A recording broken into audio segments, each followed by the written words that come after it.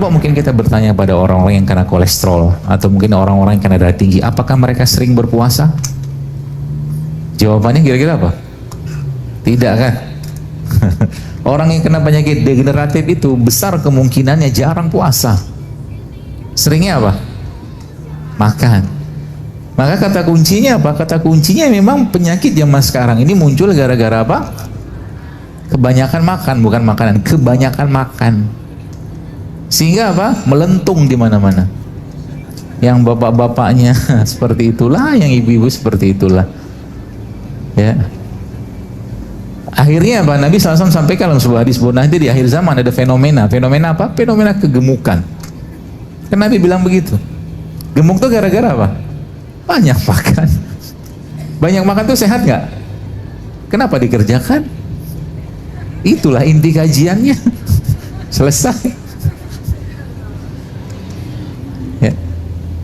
Kenapa bisa seperti itu? Karena banyak orang zaman sekarang makannya bukan kebutuhan tapi keinginan. Udahlah dia keinginan, yang dimakan pun bukan sesuatu yang baik yang layak masuk ke badannya. Ya, kalau udah kayak begini apa yang terjadi? Pasti muncul masalah. Tubuh kita Bapak sekalian tidak didesain Allah untuk sering-sering sakit. Logikanya gini, saya akan kasih perumpamaan supaya Bapak Ibu paham. Kalau Anda punya mobil, sebulan mungkin mobil mewah lah, let's say mungkin harga 10 miliar misalkan saja, apapun mereknya. Mobil ini kalau kita miliki atau kita punya, tidak mungkin diisi dengan premium. Betul? Isinya apa? Pertama kalau bisa aftur, ya kan? Pasti diisi dengan yang bahan bakar terbaik. Supaya apa? Supaya mobil ini bisa jalan gitu kan. Supaya mobil ini sesuai dengan jangkaan pabriknya, lifetime-nya dia gitu kan. Jadi mobil ini katakanlah jangkaan pabriknya 5 tahun, 10 tahun, ya sudah, dengan dikasih sebulan mungkin bahan bakar itu namanya Pertamax gitu kan. Itu 10 tahun dia bisa apa namanya berjalan atau beroperasi dengan baik. Nah, ini makanan kan. Ya sebulan ini pepaya, ini ada pepaya. Allah memberikan kita rasa lapar. Rasa lapar itu kita butuh tenaga. Kita butuh energi kan gitu. Kita butuh tenaga, kita butuh energi ketika lapar. Dan harusnya ketika kita mengasup sesuatu, which is itu makanan, harusnya kita bertenaga. Sekarang saya tanya, kenapa banyak orang sekarang habis makan ngantuk? Bukan kekenyangan loh.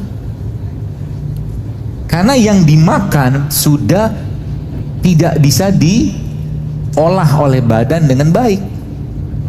Badannya nggak bisa ngolah dengan baik. Kalau Anda makan, maaf, misalkan nasi padang ya. Saya bukan anti nasi padang, tapi memang jarang makan nasi padang. Ya, kalau makan nasi padang makan lauknya doang. Itu pun ayam pop. Makan nasi padang tuh paling baik caranya begini. Anda minum air putih 2-3 gelas. Habis itu minta sayur yang banyak. Habis itu minta buah, habis itu kenyang kan? Nah, keluar dari rumah makan. Aman. Ya. Kenapa Anda orang makan nasi bersantan segala macam tadi itu mengantuk, tapi kenapa Anda makan rujak tidak mengantuk? Kenapa? Beda kan, coba lihat.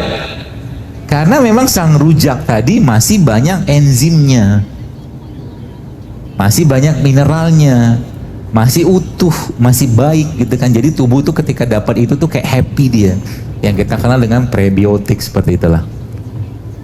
Ya, prebiotik dapat dari mana? Dari beliau-beliau ini nih, prebiotik. Itu prebiotik semua. Maka sebenarnya dari situ kita belajar sederhananya gini Pak Bu. Tubuh kita itu sekarang, atau gigi kita itu sebenarnya lebih cocok untuk lebih banyak makan sayur dan buah. Kenapa? Karena gigi kita taringnya cuma 4 kan? Taring kita cuma 4. Taring itu fungsinya untuk protein protein hewan, daging-dagingan. 28 gigi kita kebanyakan gigi seri dan gigi geraham. Gigi seri sama gigi geram kebanyakan urusannya mencampur, mengolah, mengaduk gitu kan, yang berupa sumber-sumber nabati. Jadi 85% tubuh kita ini kalau mau sehat mulai sekarang, kalau saya saran sih ya, kurangilah salah satunya daging. Lebih banyak makan sayur sama buah. Kenapa? Karena gigi kita 4 cuman taringnya, kecuali gigi Anda taring semua. Kalau giginya taring semua, maka jadilah macan, singa kan, makan daging terus tiap hari kan. Tapi setahun sekali, saya dapat videonya itu, setahun sekali harimau akan pergi ke hutan untuk mencari rumput. makan rumput ya, untuk bersih-bersih. Ada videonya. Ya begitu emang. Allah tuh udah jadi kita tuh diberi insting sebenarnya. Dan sebenarnya orang tua kita zaman dulu udah mencontohkan. Ya, sudah mencontohkan itu semua. Sehingga orang tua zaman dulu relatif yang edisi selama ini, mereka tidak sakit-sakitan kayak kita. Kenapa? Mereka tidak tersentuh dengan ayam goreng cepat saji. Mereka tidak tersentuh dengan pizza. Mereka tidak tersentuh dengan... Ayah saya umurnya 82 tahun. Sampai sekarang mungkin nggak pernah makan pizza. Nugget gitu, nggak bisa. Dia makan alami semua. Kalau mau makan, masak. Makan, habiskan, selesai. Itu kan pola itu kan. Ya, orang tua kita zaman dulu. Kenapa orang tua zaman dulu nggak kena DM, nggak kencing manis kayak sekarang? Karena zaman dulu orang minum teh tawar. Betul nggak? Orang minum zaman dulu kopinya pahit. Pagi-pagi mereka sudah pakai minyak kah? Enggak, ubinya direbus, singkong direbus, kacang direbus. Sedangkan minyak goreng kita makan zaman sekarang itu ketika digoreng, udah minyak goreng yang minyak sawit, digoreng teroksidasi, lemak lengket nempel di pembuluh darah. Jadi 3 sudah yang harus Anda kurangi kalau mau hidup sehat mulai sekarang. Yang pertama tadi apa? Gula pasir. Siap nggak?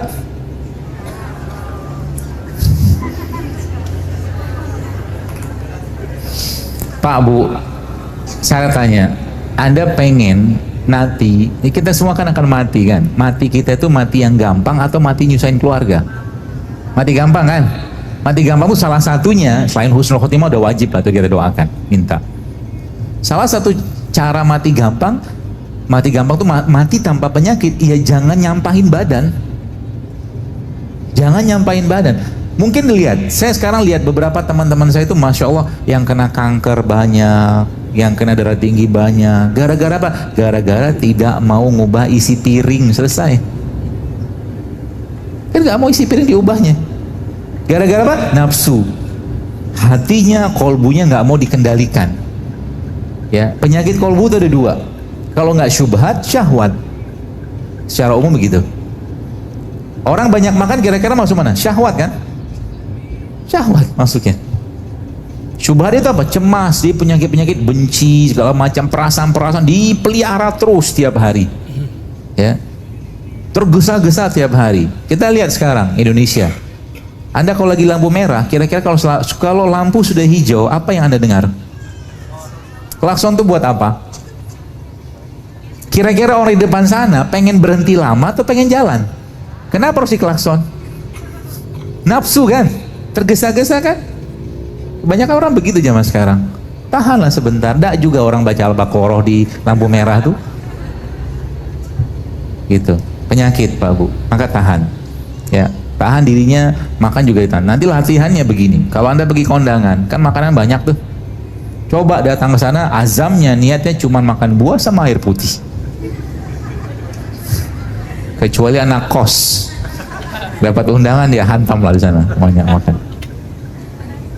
Kenapa? Karena lapar adalah elemen disiplin pertama kita. Kalau kita bisa ngontrol lapar, kita bisa ngontrol sabar, ngontrol marah, ngontrol yang lain.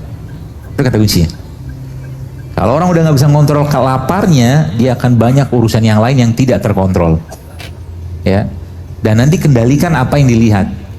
Ya, kalau Anda atau Bapak Ibu sekalian masih berbinar-binar matanya melihat abang gorengan, abang bakso, abang cireng, abang cilok gitu kan, berbinar-binar tuh maksudnya happy banget gitu kan. Ada nggak beres di perutnya. Kenapa? Karena otak kita ini ada 3. Sains yang menjelaskan bahwa otak kita ada 3. Otak di sini, otak di perut, sama otak di sini. Pengendali dia nih. Jadi lapar itu bukan di perut tapi di sini. Ini yang mengendalikan ini.